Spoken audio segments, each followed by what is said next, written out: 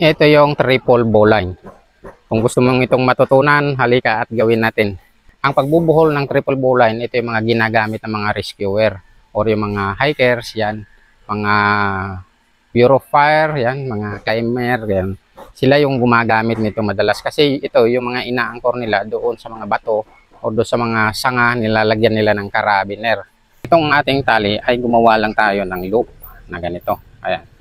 Tapos yung dulo niya, saka naman natin ipasok dito sa unang loop na nagawa natin.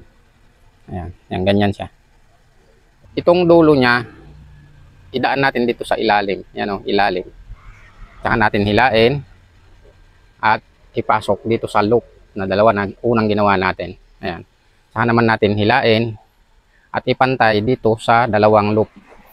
At ayusin natin ng dahan-dahan itong ating tali para naman maganda yung itsura ng pagkakagawa natin na triple bowline. At ito, nagawa na nga natin.